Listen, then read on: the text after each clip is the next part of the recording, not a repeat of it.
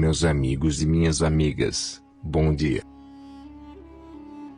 Vamos ao preâmbulo da história do êxodo do Egito.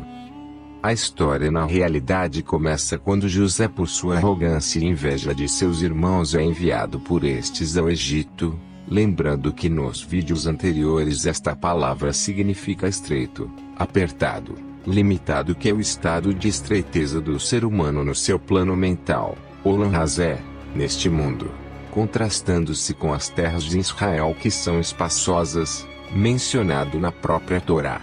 Fisicamente isso seria absurdo, pois o Egito é muitas vezes maior que as terras de Canaã, não fazendo nenhum sentido fisicamente que as terras de Canaã sejam mais espaçosas.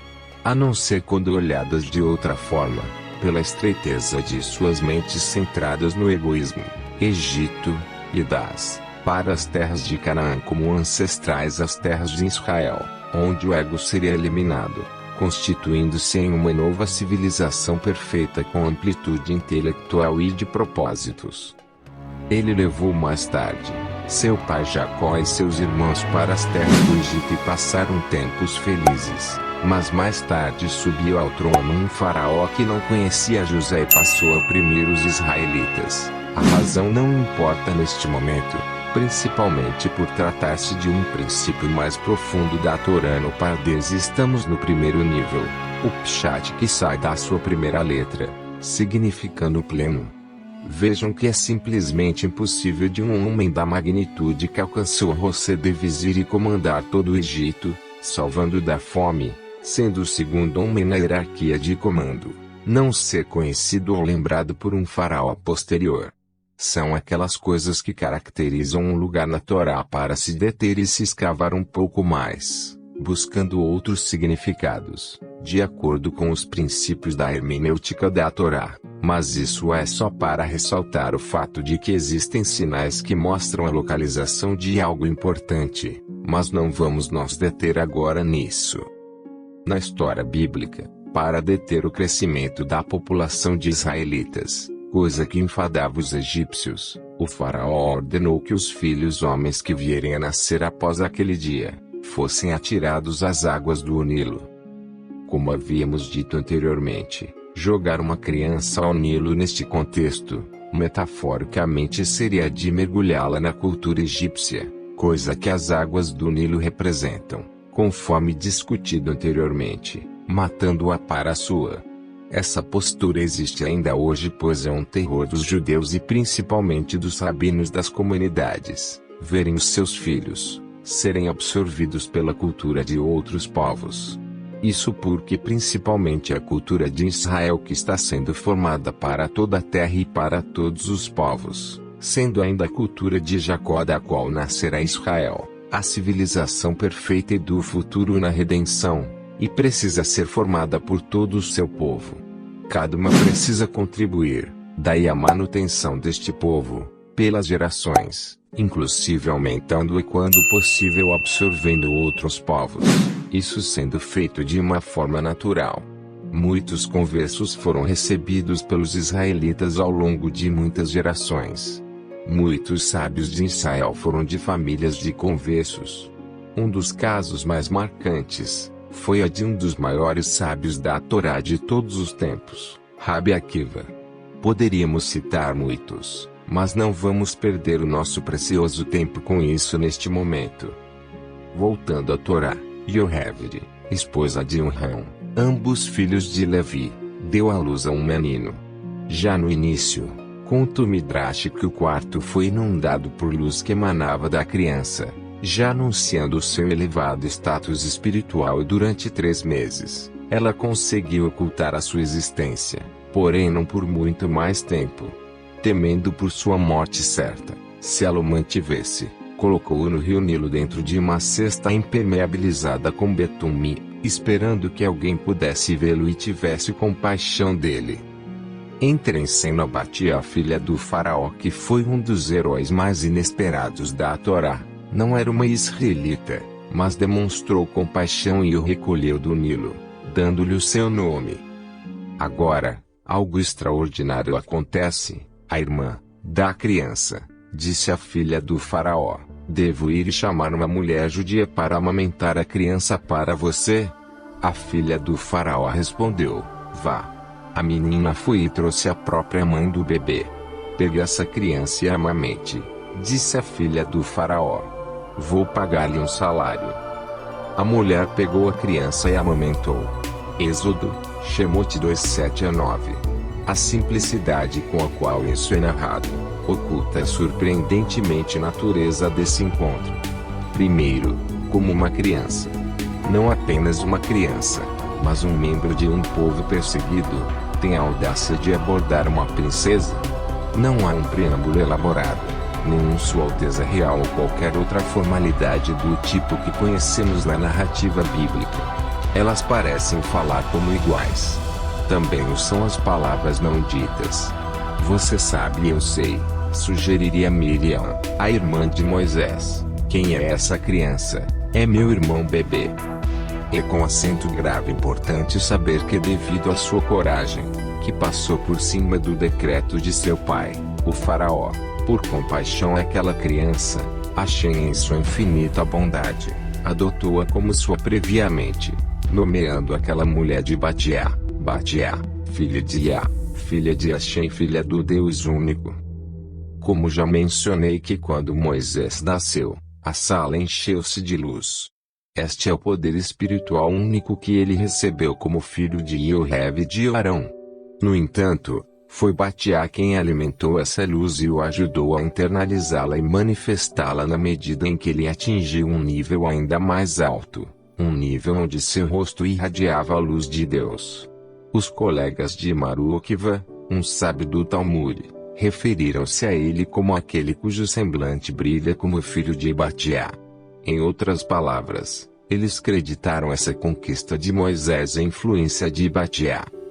Conforme a narrativa metafórica da Bíblia hebraica e complementos do Midrash, Moisés foi criado na realeza e cresceu, mas nunca se apartou completamente de sua mãe, passando pelo episódio da morte do egípcio, sendo delatado e tendo que fugir.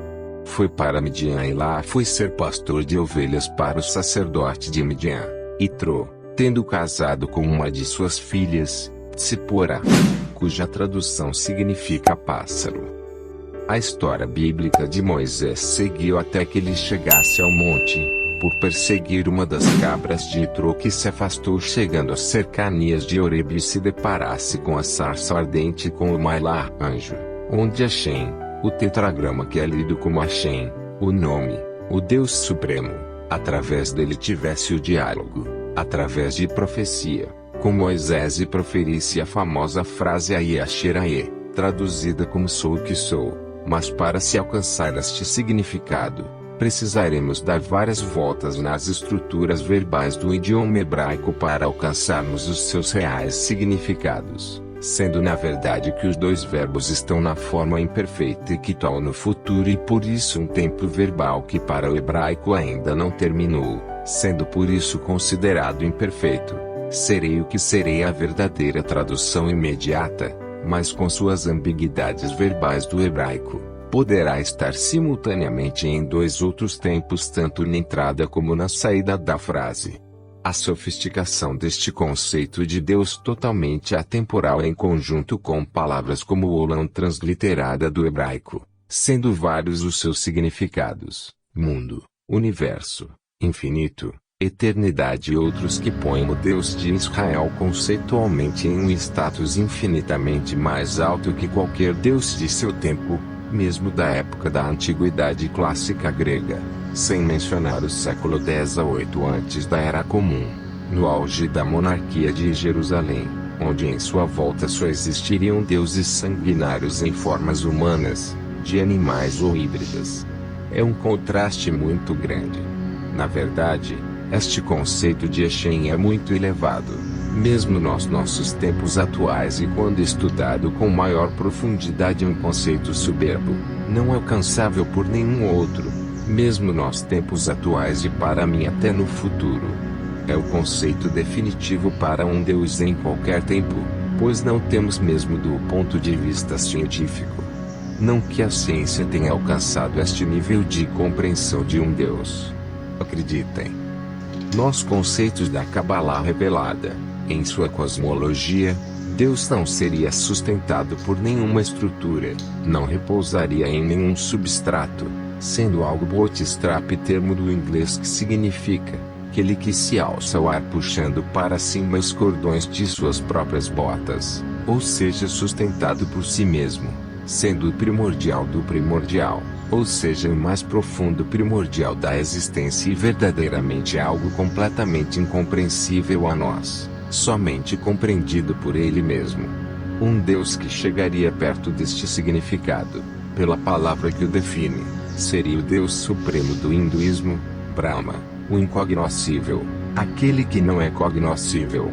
Proveniente da cultura do hinduísmo, um dos 4 rios ou 4 culturas provenientes do Gan-Eden.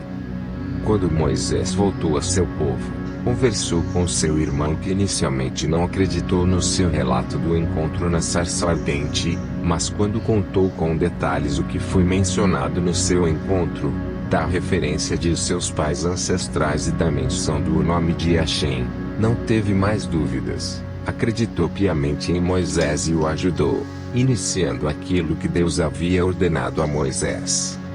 São histórias elevadíssimas, mas cujos seus significados precisam ser refletidos para que entendamos com profundidade os seus reais significados que podem não ser atingidos diretamente por nossos raciocínios imediatos. Será preciso escavar estes textos para se alcançar as suas grandes profundidades. Lembre-se de que estes textos são profecias inalcançáveis por nenhum texto que venhamos a produzir. São em sua maioria, meras abordagens físicas de algo sublime, não alcançável por nossas mentes físicas. Voltemos a Moisés. Moisés foi com Arão, seu irmão, confrontar o faraó, pedindo a ele que liberasse o seu povo para sair do Egito, sendo exatamente aí que começam as 10 pragas que iniciarão com o Nilo sendo transformado em sangue, sendo este o relato da profecia que segue todo o drama que vivemos nos dias de hoje, aqui no nosso mundo físico. Na estreiteza do Egito, aqui nas suas terras, no Ulan-Razé, neste mundo, onde as construções neste exato momento são enormes, e vive-se em completa idolatria, onde somos controlados inteiramente pela nossa cultura, dirigida por nossos desejos, pela terra que direciona as águas do rio, que em última instância é controlada por nossos egos, Faraó, que nos escraviza, como já mencionado anteriormente. No próximo vídeo, falaremos das pragas do Egito. No final, as águas do mar, o conhecimento, sendo este mar o Yam-Suf, o mar do fim dos tempos, o mar de agora, de nossos tempos, precisarão ser abertas por Deus e Moisés para que conheçamos o que elas nos ocultam e escapemos no primeiro nível do par desde seu controle. Em outros níveis conterão outros significados, como veremos bem mais tarde em nossos vídeos. Continua no próximo vídeo. Obrigado por assistir. Espero que tenham gostado deste vídeo e tenham absorvido mais um pouco deste assunto. Se gostaram, por favor, deixem um comentário abaixo, compartilhem com seus amigos e ativem o sininho. Se quiserem ver mais conteúdo como este, inscrevam-se no canal para receber atualizações regulares. E não se esqueçam de seguir-nos nas redes sociais para ficarem por dentro de todas as novidades. Mais uma vez, obrigado por assistir.